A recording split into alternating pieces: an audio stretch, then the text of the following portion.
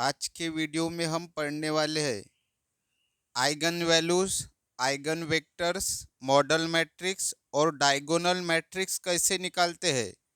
ये आज के वीडियो में हम पढ़ने वाले हैं। क्वेश्चन में बोला है रिड्यूस द मैट्रिक्स ए। हमें एक मैट्रिक्स दिया है, इस मैट्रिक्स को रिड्यूस करना है डायगोनल फॉर्म में। डायगोनल फॉर्म मतलब हमें डायगोनल मैट्रिक्स इस क्वेश्चन में निकालना है। तो इस ए मैट्रिक्स का ऑर्डर क्या है? 2 by 2, यानी इस मैट्रिक्स में 2 रो है, 2 कॉलम है। अगर आपको ऑर्डर ऑफ मैट्रिक्स निकालना नहीं आता है तो मैंने इस पर एक वीडियो इसी चैनल पर डाला है, उस वीडियो की लिंक मैं डिस्क्रिप्शन में दे दूंगा। तो मैंने सबसे पहले गिवन लिखा ए मैट्रिक्स जिसका ऑर्डर है 2 by 2। तो क्वेश्चन में आपको पूछा है डायगोनल फॉर्म, मतलब आपको डायगोनल मैट्रिक्स निकालना है, लेकिन सबसे पहले आपको हमेशा आइगन वैल्यूज निकालनी पड़ेंगी। तो आइगन वैल्यूज निकालने के लिए हम यूज करेंगे कैरेक्टरिस्टिक इक्वेशन का। The characteristic equation of order 2। Order 2 का कैरेक्टरिस्टिक इक्वेशन क्यों लिख रहे हम? क्योंकि हमारा जो गिवन मैट्रिक्स है इसका ऑर्डर 2 by 2 है, इसका ऑर्डर 2 by 2 है, इसीलिए ऑर्डर 2 का कैरेक्टरिस्टिक इक्वेशन लिखना। ए मैट्रिक्स का ऑर्डर 3 by 3 है, तो ऑर्डर 3 का कैरेक्टरिस्टिक इक्वेशन लिखना। तो ऑर्डर 2 का क्या है characteristic equation? Lambda square minus S1 lambda plus determinant of A equal to 0।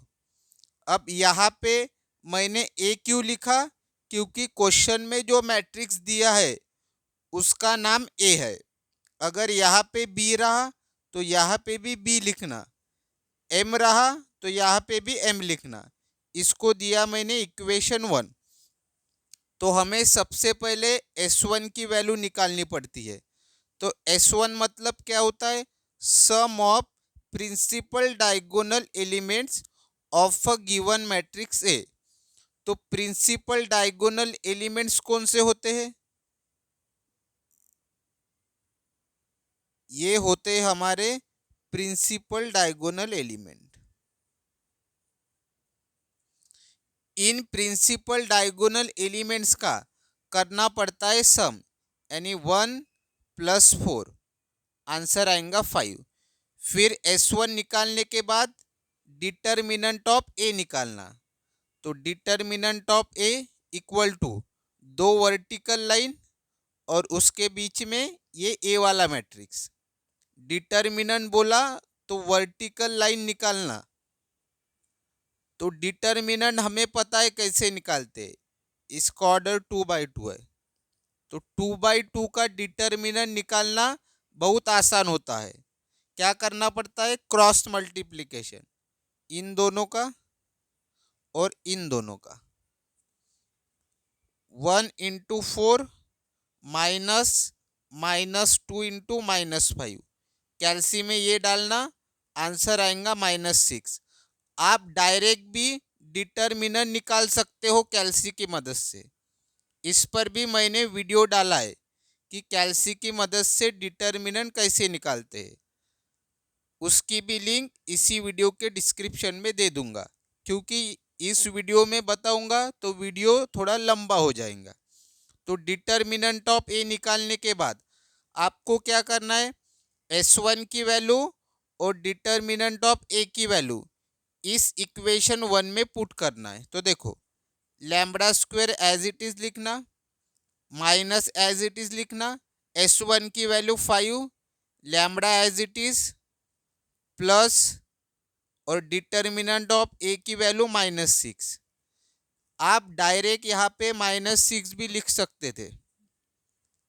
Lambda square -5 lambda plus into -6 equal to 0। अब इसको डालना है हमें कैल्सी में। तो कैसे डालते हैं? कोएफिशिएंट डालना पड़ेगा। तो कोएफिशिएंट क्या होता है? लैम्बडा स्क्वायर के आगे कौन सी वैल्यू लिखी है वो देखना। लैम्बडा स्क्वायर के आगे कुछ नहीं मतलब 1। फिर इस लैम्बडा के सामने कौन सी वैल्यू है -5। 5 मत लिखना -5। और लास्ट में कौन सी वैल्यू है -6। इन तीनों वैल्यू को आपको डालना है कैल्सी में इक्वेशन मोड पे। तो आपको पता होगा कैसे डालना है। इस पर भी मैंने वीडियो डाला है कि कैल्सी की मदद से आइगन वैल्यूज कैसे निकालते हैं। तो उसकी भी लिंक इसी वीडियो के डिस्क्रिप्शन में दे दूंगा। जब आप इन तीनों वैल्यूज को कैल्सी में डालेंगे तो आपका आंसर आएगा 6-1 और यही हमारी है आइगन वैल्यूज। 2/2 का क्वेश्चन रहा तो 2 आइगन वैल्यूज आएंगी। 3/3 का क्वेश्चन रहा तो 3 आइगन वैल्यूज आएंगी। तो इसके बाद आइगन वैल्यूज निकालने के बाद सेकंड स्टेप क्या है आइगन वेक्टर्स। तो ये आइगन वेक्टर्स का फॉर्मूला है ए माइनस लैम्बडा आई ब्रैकेट में कैपिटल एक्स इक्वल टू 0। आई क्या होता है आइडेंटिटी मैट्रिक्स। हमारा क्वेश्चन 2/2 का है तो आइडेंटिटी मैट्रिक्स भी 2/2 वाला लिखना। क्या होता है 1 0 0 1। 3/3 वाला क्वेश्चन रहा तो आइडेंटिटी मैट्रिक्स भी 3/3 वाला लिखना। और कैपिटल एक्स मतलब होता है आइगन वेक्टर। तो इसकी जगह क्या लिखना है आपको x1 और x2 मैट्रिक्स में। फिर हम क्या करेंगे ये जो आई और कैपिटल एक्स है इस फॉर्मूले में पुट करेंगे। तो देखो ब्रैकेट दिया मैंने, सबसे पहले ए मैट्रिक्स लिखना minus lambda as it is. I मतलब आइडेंटिटी मैट्रिक्स ये वाला लिखा यहाँ पे। फिर ब्रैकेट दे दिया, ब्रैकेट कंप्लीट। कैपिटल एक्स की जगह x1 x2 मैट्रिक्स में इक्वल टू 0 मैट्रिक्स में लिख लेना, 2 0 लिखना। x1 और x2 है तो 2 0 और x1 x2 x3 रहता तो 3 0 लिखते। तो देखो इसके बाद आपको क्या करना है इसको एज इट इज लिखना, माइनस भी एज इट इज लिखना। इस लैम्बडा से इस मैट्रिक्स को मल्टीप्लाई करना है क्योंकि ये मल्टीप्लाई में है ना। तो मल्टीप्लिकेशन कैसे करते हैं हर एलिमेंट को मल्टीप्लाई करना पड़ता है। इनको एलिमेंट्स बोलते हैं। ये जो मैट्रिक्स के अंदर होते हैं इनको हम एलिमेंट्स बोलते हैं। तो lambda into 1 lambda, lambda into 0 0, lambda into 0 0, lambda into 1 lambda. फिर ब्रैकेट कंप्लीट, ये एज इट इज ये एज इट इज। फिर इन दो मैट्रिक्स का हमें करना है माइनस यानी सब्ट्रैक्शन।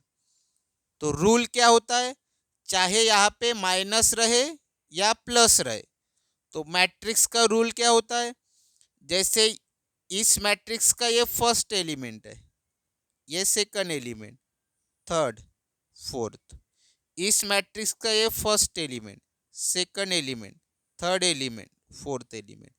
तो फर्स्ट एलिमेंट का कैलकुलेशन फर्स्ट एलिमेंट के साथ, सेकंड एलिमेंट का कैलकुलेशन सेकंड एलिमेंट के साथ, थर्ड एलिमेंट का कैलकुलेशन थर्ड एलिमेंट के साथ, फोर्थ एलिमेंट का कैलकुलेशन फोर्थ एलिमेंट के साथ। तो देखो 1 माइनस लैम्बडा ब्रैकेट में लिखना, -2 -0 आंसर आएगा -2, -5 -0 आंसर आएगा -5, 4 minus lambda 4 minus lambda bracket में, ये एज इट इज ये एज इट।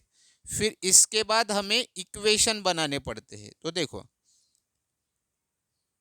ये first row R1 second row R2। तो जब हमें पहला इक्वेशन बनाना है तो R1 रो का यूज करना और जब ये दूसरा इक्वेशन बनाना है तो R2 रो का यूज करना। तो देखो क्या करना पड़ता है, 1 minus lambda into x1 -2 into x2 और इक्वल टू 0। अब दूसरा इक्वेशन बनाना है तो R2 रो का यूज करना, -5 इंटू x1। अब ये जो ब्रैकेट के बाहर है कोई साइन नहीं है, मतलब प्लस है ना, तो इसीलिए प्लस लिखा, 4 माइनस लैम्बडा इंटू x2 और इक्वल टू 0। अब देखो ये आपका बराबर आया कि नहीं, कैसे चेक कर सकते हो, एक मैं शॉर्टकट बताता हूँ। देखो ये जो ए मैट्रिक्स है इसको एज इट इज लिखना। देखो 1 -2 -5 4, ठीक है। फिर हमें पता है ये होते हैं प्रिंसिपल डायगोनल एलिमेंट, तो इसके सामने भी माइनस लैम्बडा और इसके सामने भी माइनस लैम्बडा, ये आपको मैट्रिक्स मिल जाएगा। और इधर क्या लिखना है, x1 x2 और इधर लिखना है 0 0। ये शॉर्टकट है। फिर अब ये इक्वेशन कैसे बनाना है शॉर्टकट तरीके से, 1 माइनस लैम्बडा -5 लिख लेना यहाँ पे, -2 4 माइनस लैम्बडा लिख लेना यहाँ पे, और इसके साथ x1 इसके साथ x2 इसके साथ x1 इसके साथ x2। तो लॉन्ग कट मेथड भी मैंने बता दी, शॉर्टकट मेथड भी मैंने बता दी। तो अब मैं ज़्यादा रिपीट करके नहीं बता रहा हूँ, वीडियो थोड़ा लंबा हो जाएगा, तो आप बैकवर्ड जाके फिर से देख सकते हो। फिर इक्वेशंस मिलने के बाद ये हमारा इक्वेशन 1, इसको दिया मैंने इक्वेशन 2, इसको दिया इक्वेशन 3। अब हम क्या करेंगे, आइगन वेक्टर निकालना चालू करेंगे। तो हमारे पास दो आइगन वैल्यूज है, तो हमें दो आइगन वेक्टर भी निकालने पड़ेंगे। जितनी आइगन वैल्यूज उतने आइगन वेक्टर निकालने पड़ते हैं। तो पहला आइगन वेक्टर निकालेंगे 6 के लिए, दूसरा आइगन वेक्टर निकालेंगे -1 के लिए। तो to find eigen vector for lambda equal to 6, तो कैसे निकालते हैं, तो हम क्या करेंगे, लैम्बडा इक्वल टू 6 पुट करेंगे इन दो इक्वेशन में। तो देखो दो जगह पे लैम्बडा है, तो लैम्बडा की जगह 6 लिखना, 1 माइनस लैम्बडा की जगह 6, बाकी देखो एज इट इज लिखा, -5x1 +4 लैम्बडा की जगह 6, बाकी एज इट इज लिखना। फिर इसको सॉल्व करना, 1 -6 -5x1 -2x2 इक्वल टू 0। इसको सॉल्व करना, -5x1 4 -6 -2। अब ये प्लस लिखने की ज़रूरत नहीं है, क्योंकि प्लस माइनस तो माइनस ही होता है, ये आपको पता है। ऐसे बोल रहा हूँ, आप ऐसे लिखोगे, कोई कोई लिखता है -5x1, फिर वो पहले ये प्लस लिख लेते, फिर इसका करते 4 -6 यानी -2, फिर यहाँ पे -2 लिखेंगे, फिर x2 इक्वल टू 0। ये लॉन्ग कट प्रोसीजर हो गई, क्योंकि हमें पता है -5x1 प्लस इंटू -2 तो -2 ही होने वाला है ना, तो इसीलिए प्लस लिखने की बजाय डायरेक्ट -2 लिख लेना, जैसे मैंने यहाँ पे लिखा है, ठीक है। हाँ, अगर यहाँ पे माइनस होता तो फिर यहाँ पे पहले माइनस लिखना पड़ता, लेकिन प्लस होने से डायरेक्ट आप -2 लिख सकते हो। फिर इसके बाद आपको क्या करना है, इसको इक्वेशन 4 देना है, इसको इक्वेशन 5 देना है। तो अभी देखो ये दोनों इक्वेशन तो सेम ही है, ये दोनों इक्वेशन तो सेम ही है, तो अलग अलग नाम देने की जरूरत है ही नहीं, बराबर है, क्योंकि दोनों इक्वेशन सेम है ना। तो ये 4 ही है ना इक्वेशन, ये दोनों इक्वेशन सेम है, तो इन दोनों को हम 4 दे देंगे। ठीक है, तो किसी को भी आप सॉल्व कर सकते हो क्योंकि दोनों इक्वेशन सेम है। तो देखो कैसे सॉल्व करेंगे हम। लिख लिया मैंने इसको एज इट इज। अब जो मैं ट्रिक बता रहा हूं उसी ट्रिक से आपको जाना है। यहां पे जो भी रहेगा इसको हमेशा आप राइट हैंड साइड में भेज देना। यहां पे जो भी रहेगा उसको राइट हैंड साइड भेज देना। उससे क्या होता है, इधर ये -2x2 है और ये जब राइट हैंड साइड में जाएगा तो प्लस हो जाएगा, क्योंकि हमें बेसिक मैथ्स पता है। अगर इधर कोई माइनस में है और जब इधर आया तो प्लस हो जाता है, और अगर कोई इधर प्लस में है इधर आता है तो माइनस हो जाता है, साइन चेंज हो जाता है। तो देखो -5x1 एज इट इज, फिर इक्वल टू लिखना। जीरो तो ऑलरेडी राइट हैंड साइड में है तो ये माइनस था, इधर आया तो प्लस हो गया। अब ये जीरो यहाँ पे नहीं लिखा तो भी चलेगा क्योंकि जीरो है वो।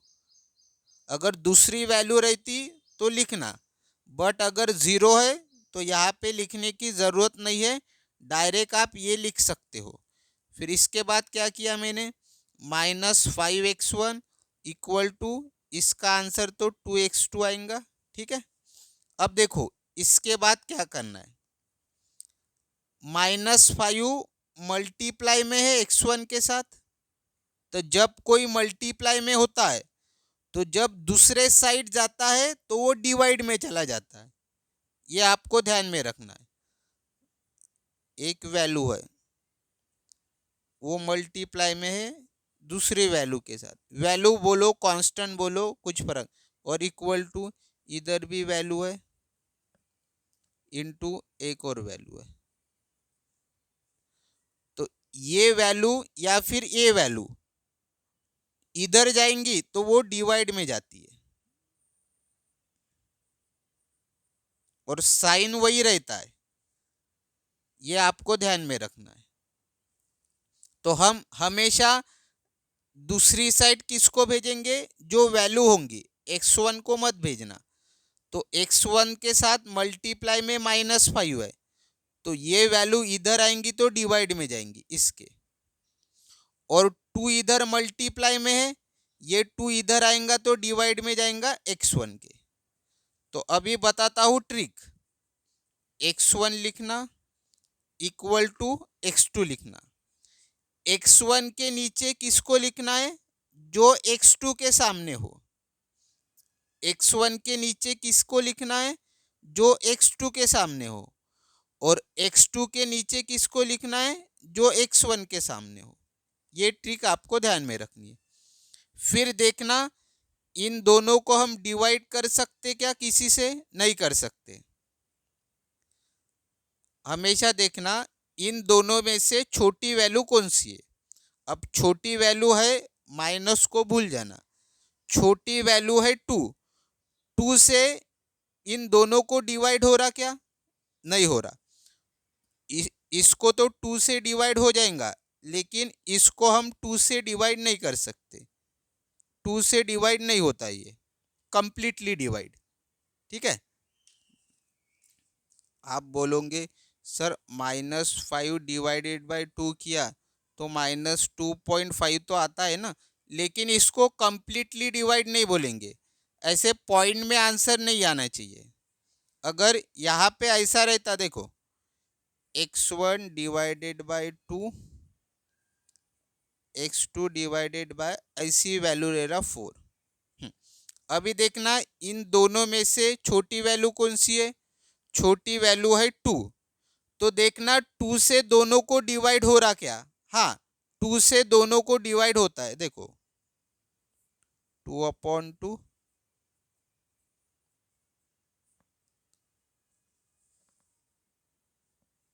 4/2। तो इसका 2/2 का आंसर कितना आएगा, 1। और 4/2 2। पॉइंट में आंसर आए क्या, नहीं, पॉइंट में नहीं आना चाहिए। ये आपको ध्यान में रखना है। और यहाँ पे अगर अपन 2 से डिवाइड करते तो पॉइंट में आता, तो पॉइंट में आ रहा होगा तो डिवाइड मत करना। तो हमें x1 की वैल्यू 2 मिल गई, x2 की वैल्यू -5 मिल गई, तो हमें पहला आइगन वेक्टर मिल गया। तो फिर क्या लिखना, capital X equal to x1 x2, capital X equal to x1 x2। फिर हमें पता है x1 की वैल्यू 2 आई, x2 की वैल्यू -5 आई।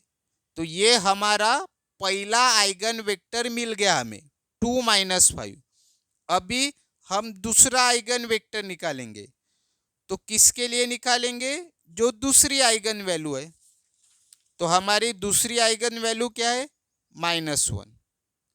जैसे आपने इस 6 के लिए कैलकुलेशन किया था, वैसा ही कैलकुलेशन -1 के लिए करना है।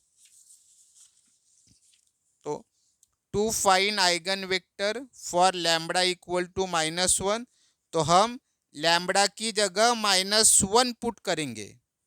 कौन से इक्वेशन में, 2 और 3, इन्हीं दो इक्वेशन में। तो जहाँ जहाँ लैम्बडा है वहाँ वहाँ -1 पुट करना है। जैसे यहाँ पे अपन ने 6 पुट किया था, अभी हमें -1 पुट करना है। तो ये तो आप कर लोगे, बराबर ब्रैकेट वगैरह देना। देखो 1 माइनस फिर लैम्बडा, लैम्बडा की जगह -1। कोई कोई ये माइनस साइन नहीं देता है, लैम्बडा की जगह -1 पुट करना है। देखो मैंने बराबर ब्रैकेट में दिया, क्योंकि इधर माइनस है ना, तो ब्रैकेट दे देना। फिर x1 लिख लिया और बाकी एज इट इज। फिर -5x1 plus 4 -5x1 plus 4 minus, हाँ लैम्बडा की जगह -1, बाकी एज इट इज। फिर इसको सॉल्व करना, 1 -1 2 x1 -2x2 equal to 0, -5x1, इसका आंसर 4 -1 5 आएगा, 5x2 इक्वल टू 0। फिर यहाँ पे अभी दोनों इक्वेशन मुझे अलग अलग दिख रहे, तो एक को नाम दिया मैंने 6। अब देखो 6 देने की जगह 4 तक हमने दिए थे ना, तो इसको 5 कर लो, इसको 6 कर लो।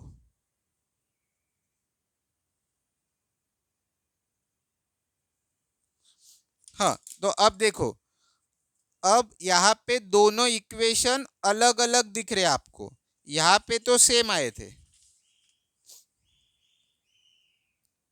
बराबर है। यहाँ पे दोनों इक्वेशन सेम आ रहे थे। एक्चुअली ये भी दोनों इक्वेशन सेम ही है, बस आपको दिख अलग रहे वो, ठीक है। तो क्या करना, किसी भी एक इक्वेशन को सॉल्व करना, किसी भी इक्वेशन को आप कर सकते हो, आंसर आपका सेम ही आएगा। 5 को सॉल्व किया तो भी वही आंसर आएगा, 6 को सॉल्व किया तो भी वही आंसर आएगा। देखो कैसे, मैं इक्वेशन 5 को सॉल्व कर रहा हूँ, तो इक्वेशन 5 लिखा, तो जो मैंने यहाँ पे स्टेप्स बताई थी वही स्टेप्स को फॉलो करना है। तो क्या बताया था मैंने, जो भी यहाँ पे होगा उसको भेजना राइट हैंड साइड। तो माइनस है, इधर आएगा तो प्लस, बाकी सब as it is. 2x1 0 plus 2x2 2x2। फिर मैंने शॉर्टकट में बताया था x1 लिखना इक्वल टू x2 लिखना। हाँ, x1 के नीचे कौन आएगा, जो x2 के सामने है, और x2 के नीचे कौन आएगा, जो x1 के सामने है। फिर अभी देखो, इन दोनों में से देखना स्मॉल वैल्यू कौन सी है, तो स्मॉल वैल्यू है 2। फिर देखना 2 से दोनों को डिवाइड हो रहा क्या, हाँ हो रहा है। अगर दोनों को 2 से डिवाइड करेंगे तो 2 डिवाइडेड बाई 2 1, 2 डिवाइडेड बाई 2 1, तो x1 की वैल्यू 1 आई, x2 की वैल्यू 1 आई। अगर आप इसको सॉल्व करते तो भी आपका आंसर वही आता। देखो मैं यहाँ पे करके दे रहा हूँ, -5x1 plus 5x2 equal to 0। अब इसको हम कहाँ पे भेजते हैं, राइट हैंड साइड। तो -5x1 राइट हैंड साइड में ऑलरेडी 0 है, हाँ ये प्लस है, इधर आएगा तो माइनस हो जाएगा। -5x1 इक्वल टू ये -5x2। तो हमें पता है दोनों जगह माइनस रहा तो वो कैंसिल हो जाता है, दोनों जगह क्या बचा, 5x1 इक्वल टू 5x2। फिर यहाँ पे लिखना x1, यहाँ पे लिखना x2। तो मैंने बताया था, क्या बताया था, x1 के नीचे कौन आएगा, जो x2 के सामने है, और x2 के नीचे कौन आएगा, जो x1 के सामने है। अब हमें पता है इनको हम डिवाइड कर सकते हैं 5 से।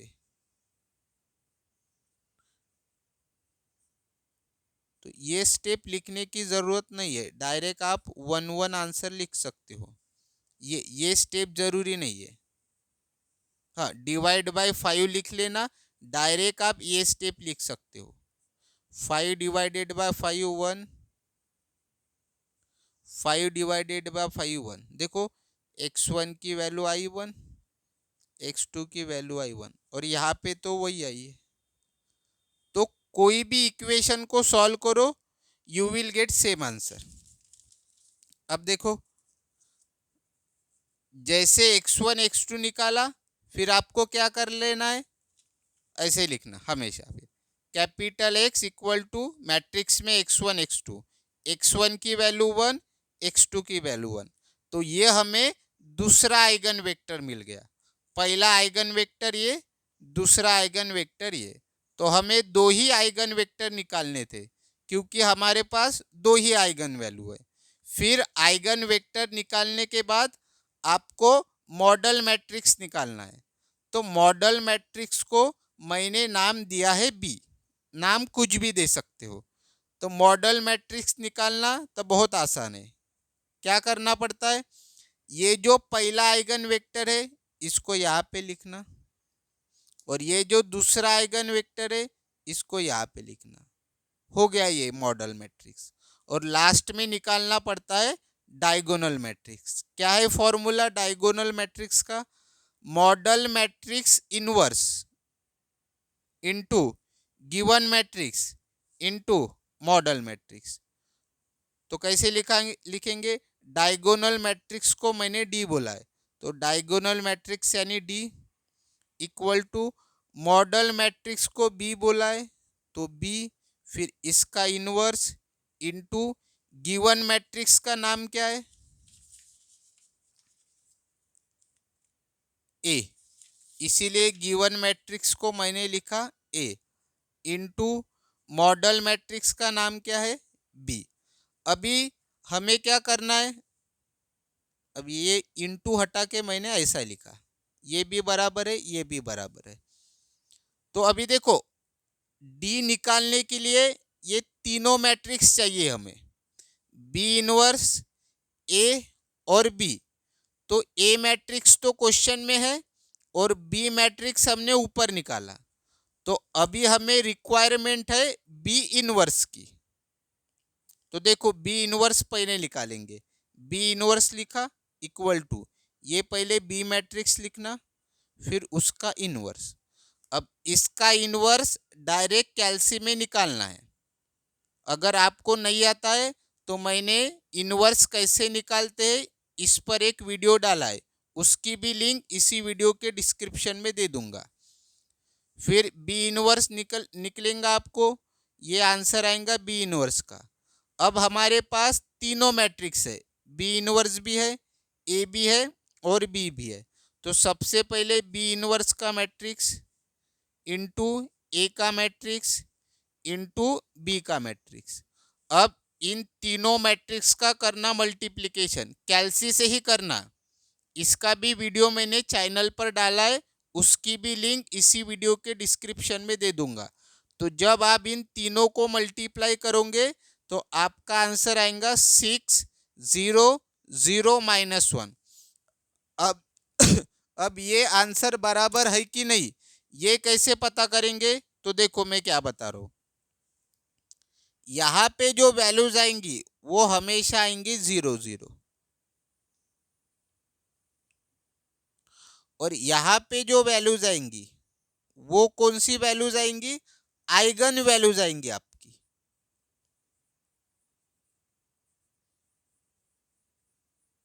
तो आइगन वैल्यूज यही थी हमारी, चेक कर लेते।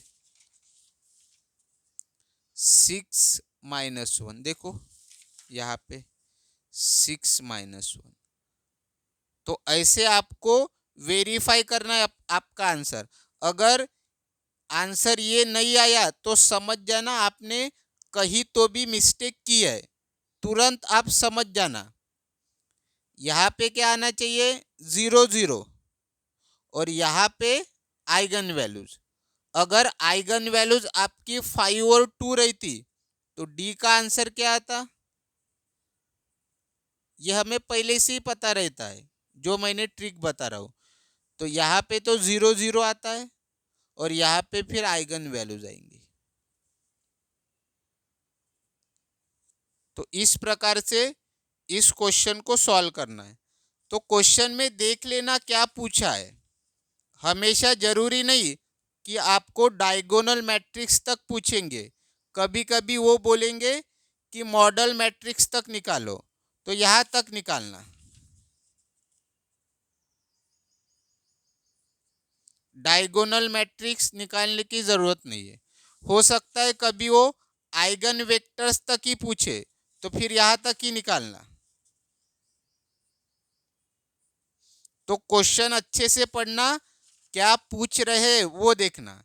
यहाँ पे उन्होंने डायगोनल फॉर्म बोला था, इसीलिए हमने डायगोनल मैट्रिक्स तक कैलकुलेशन किया। तो इस प्रकार से आपको इस क्वेश्चन को सॉल्व करना है। हो सकता है थोड़ा मैंने फास्ट में पढ़ाया होगा, फिर भी अगर कुछ डाउट होंगे तो कमेंट के माध्यम से आप मुझे पूछ सकते हो।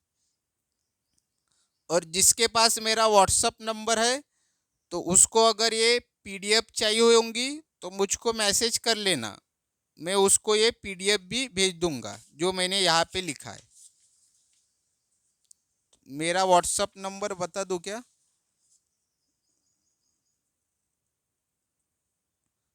बहुत जन के पास तो होगा ही, ठीक है। तो ये तो हमने 2x2 वाला क्वेश्चन लिया, तो इसी तरीके से सॉल्व करना है, चाहे कोई भी क्वेश्चन आ जाएंगे 2x2 का। अब मैं अगला वीडियो डालूंगा 3x3 के ऊपर, तो उसकी भी लिंक इसी वीडियो के डिस्क्रिप्शन में दे दूंगा। ये वीडियो देखने के बाद वो 3x3 वाला भी वीडियो देख लेना। और इस वीडियो के रिलेटेड कुछ डाउट होंगे तो कमेंट में पूछ लेना। और वीडियो पसंद आया हो तो लाइक और शेयर जरूर करना, और मेरे इस चैनल को सब्सक्राइब भी कर लेना।